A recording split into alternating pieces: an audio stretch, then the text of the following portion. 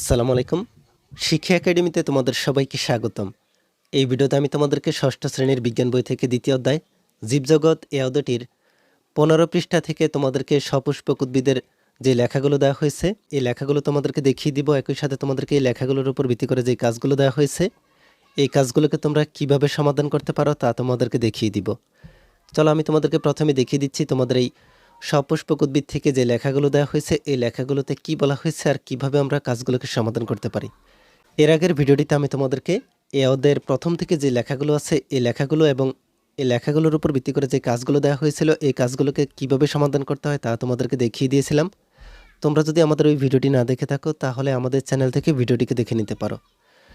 তাহলে আমরা দেখব আমাদের এই ১৫ পৃষ্ঠা থেকে দ্বিতীয় অধ্যায়ের সপুষ্পক উদ্ভিদের লেখাগুলোতে কি বলা হয়েছে। যেসব উদ্ভিদ ফুল উৎপন্ন হয় তাদেরকে সপুষ্পক উদ্ভিদ বলে, যেমন আম, কাঁঠাল, ধান, নারিকেল ইত্যাদি। তাহলে আমাদেরকে মনে রাখতে হবে যেসব উদ্ভিদে ফুল উৎপন্ন হয় তাদেরকে সপুষ্পক উদ্ভিদ বলে। আম, কাঁঠাল, ধান, নারিকেল এই উদ্ভিদগুলোতে ফুল উৎপন্ন হয়, তাহলে আমরা বলতে পারি এই উদ্ভিদগুলো হচ্ছে সপুষ্পক উদ্ভিদ। আগের ভিডিওতে আমরা অপুষ্পক উদ্ভিদ নিয়ে আলোচনা করেছিলাম। তোমরা অবশ্যই আমাদের চ্যানেল থেকে আগের ভিডিওটিকে দেখে নিতে পারো।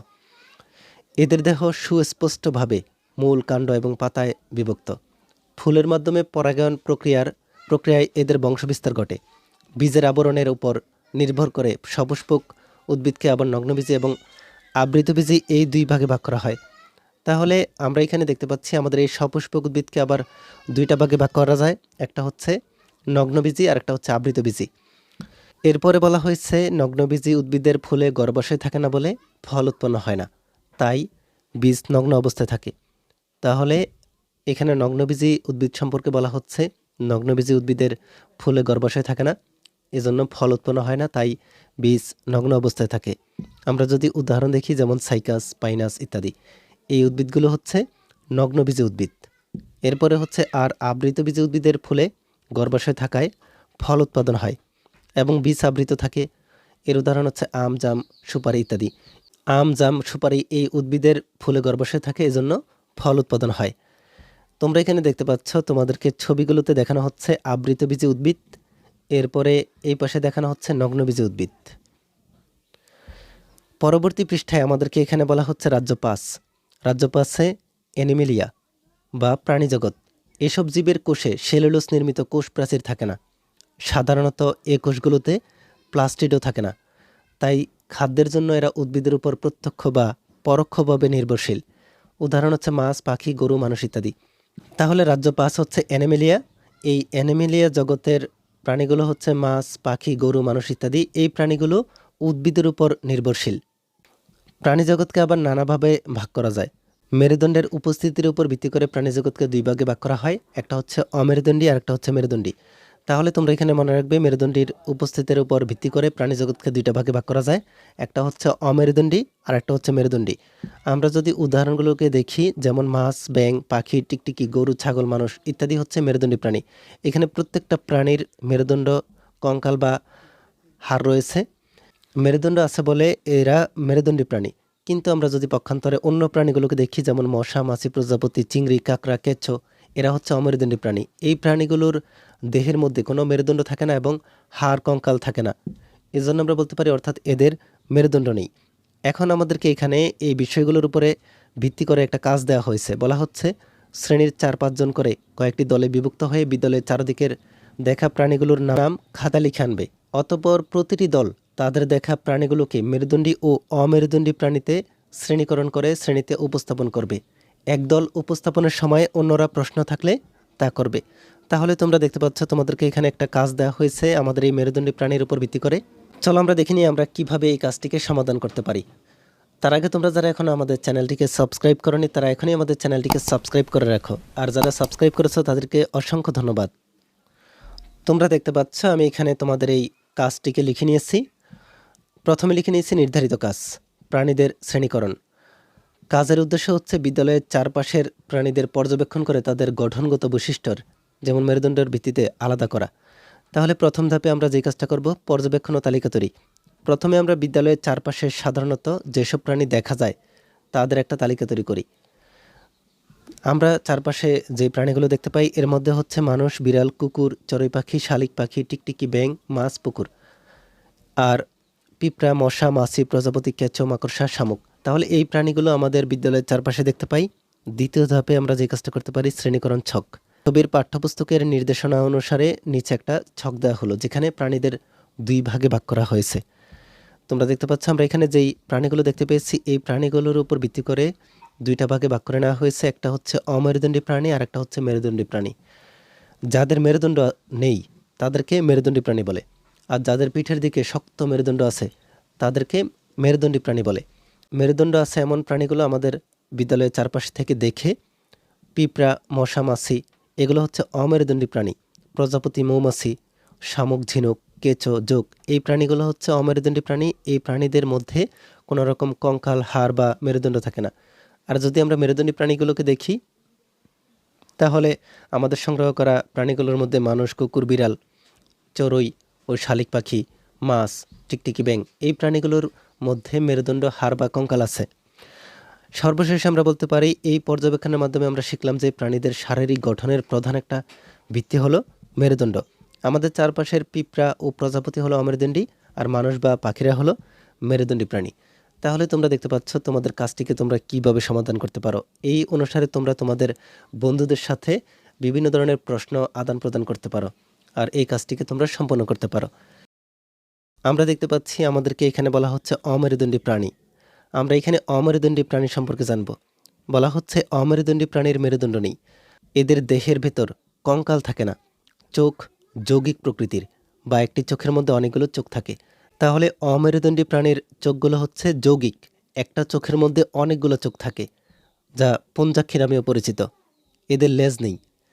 অমেরুদণ্ডী প্রাণী নানা ধরনের হয়, যেমন কেঁচো, জোক একদলভুক্ত অমেরুদণ্ডী প্রাণী। তাহলে আমরা কেঁচো, জোক এই প্রাণীগুলোর মধ্যে কোনো রকম মেরুদণ্ড দেখতে পাই না, কঙ্কাল বা হাড় দেখতে পাই না। এগুলো হচ্ছে অমেরুদণ্ডী প্রাণী। এরপরে হচ্ছে দেহ অনেকগুলো খণ্ডে বিভক্ত থাকে। শামুক ও ঝিনুক আরেক দলভুক্ত প্রাণী।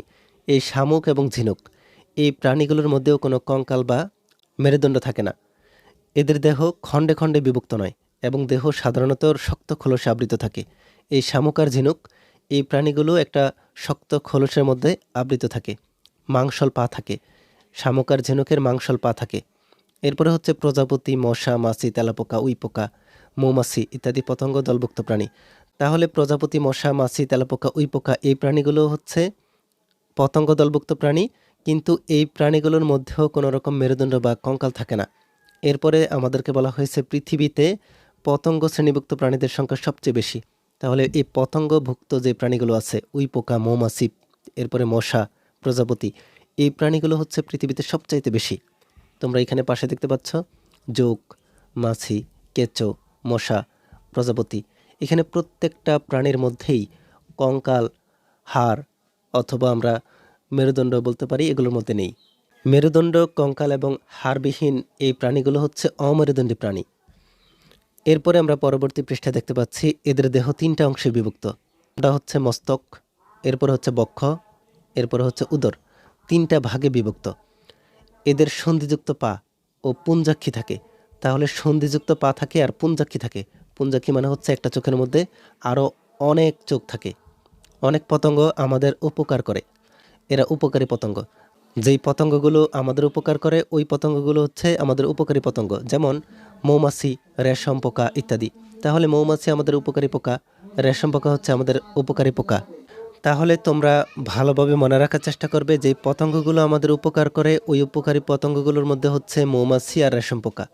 কিন্তু মশা ও মাছি নানা রকম রোগ ছড়ায়। এই মশা ও মাছি কিন্তু পতঙ্গ, তবে এই মশা মাছি বিভিন্ন ধরনের রোগ ছড়ায়। এছাড়াও অনেক পতঙ্গ আবার আমাদের ঘরবাড়ি, আসবাবপত্র ও ফসলের ক্ষতি সাধন করে। আমরা বলতে পারি আমাদের উপকারী পতঙ্গও আছে, আবার ক্ষতিকর পতঙ্গও আছে। আমাদের ঘরবাড়ি, আসবাবপত্র ও ফসলের ক্ষতি করে এমন পোকাগুলো হচ্ছে উইপোকা, লেদা পোকা, পামড়ি পোকা ইত্যাদি। এমন কতগুলো সামুদ্রিক প্রাণী আছে যাদের ত্বকে কাঁটার মতো অংশ থাকে।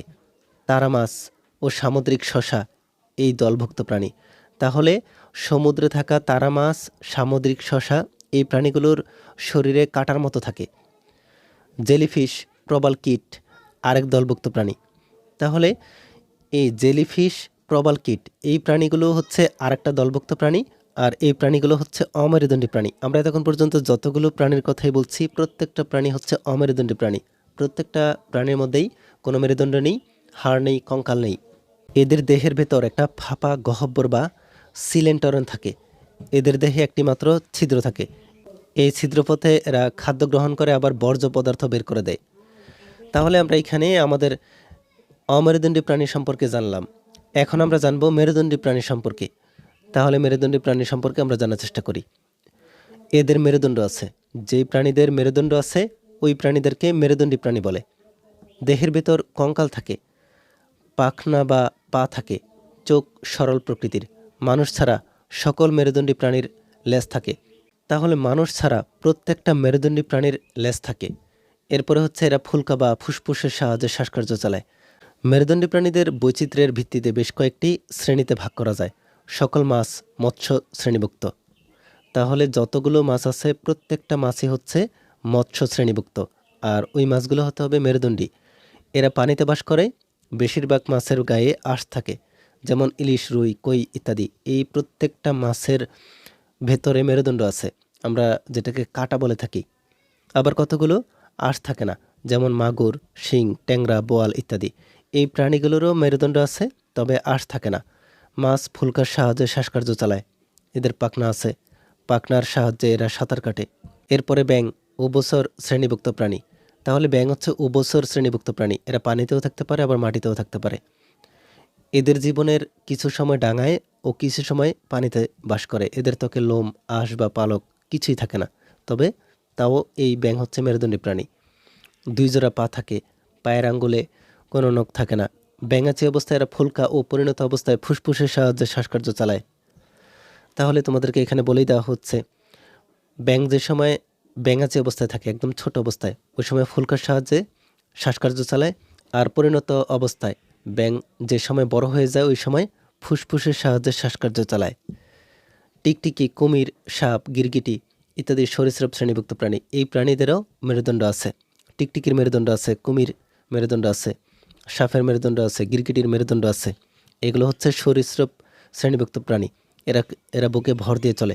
তাহলে এখানে টিকটিকি, কুমির, সাপ, গিরগিটি এরকম প্রত্যেকটা প্রাণী হচ্ছে বুকে ভর দিয়ে চলে। আঙ্গুলে নখ থাকে না, ডিম পারে, ডিম ফুটে বাচ্চা হয়, ফুসফুসের সাহায্যে শ্বাসকার্য চালায়। এরপরে আমরা দেখে নিই হাঁস, মুরগি, কবুতর, দোয়েল ইত্যাদি পাখি পক্ষী শ্রেণীভুক্ত প্রাণী।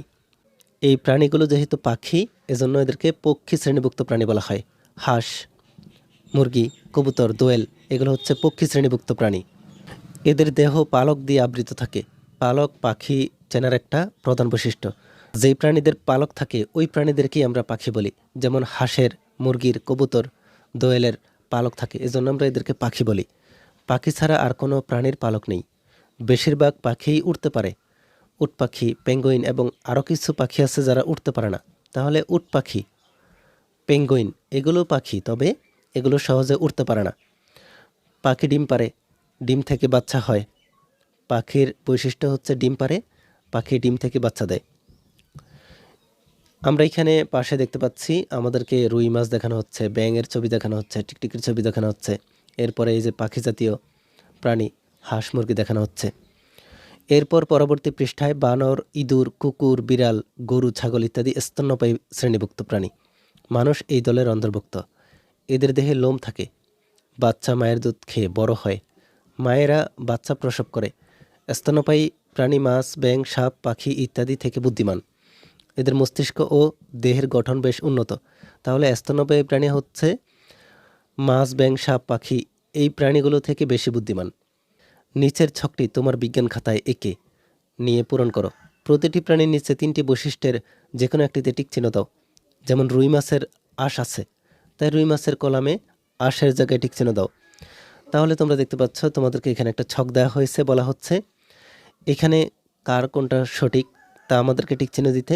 যেমন এখানে বলা হচ্ছে লোম আছে, লোম আছে কার?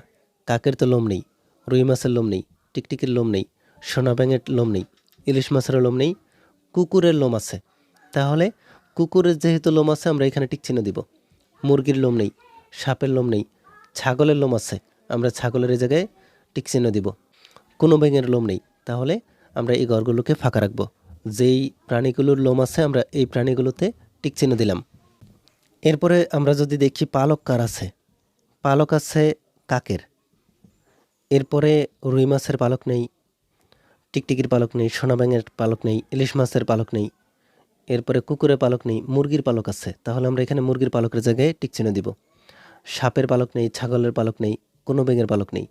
কোন কোন ঘরগুলোতে আমাদের টিক চিহ্ন দিতে হবে আমি তোমাদেরকে একবারে লিখে দেখাচ্ছি, তোমরা ভালোভাবে এই লেখাগুলোকে দেখে নিবে। তাহলে আমরা এখানে ছকটাকে দেখে ফেললাম। এরপরে আমাদেরকে এখানে বলা হয়েছে আমরা এ অধ্যায়ে যা যা শিখলাম। জীব নড়াচড়া করে, পুষ্টি, প্রজনন, শ্বসন, অনুভূতি ও অভিযোজন, বৃদ্ধি ও রেচন হয়। জীবজগতে 5টি রাজ্য যথা মনেরা, প্রোটিস্টা, ফানজাই বা ছত্রাক, উদ্ভিদ ও প্রাণী। এরপরে হচ্ছে অপুষ্পক উদ্ভিদ যেমন সমগ্র উদ্ভিদ, মশ ও ফার্ন। সপুষ্পক উদ্ভিদ যেমন নগ্নবীজী ও আবৃতবীজী উদ্ভিদ। তাহলে আমরা এখানে দেখে ফেললাম আমাদেরকে এই পর্যন্ত লেখাগুলোতে কি বলা হয়েছে। পরবর্তী ভিডিওতে আমি তোমাদেরকে এই অধ্যায় সম্পর্কিত যেই বহু নির্বাচনী প্রশ্ন এবং সৃজনশীল প্রশ্নগুলো দেওয়া হয়েছে, এই প্রশ্নগুলোকে তোমরা কিভাবে সমাধান করবে তা তোমাদেরকে দেখিয়ে দিব। এই ভিডিওটি তোমাদের কাছে ভালো লেগে থাকলে ভিডিওটিতে লাইক ও শেয়ার করে দিতে পারো। আর পরবর্তী সকল ভিডিওগুলো পাওয়ার জন্য আমাদের এই চ্যানেলটিকে এখনই সাবস্ক্রাইব করে রাখো।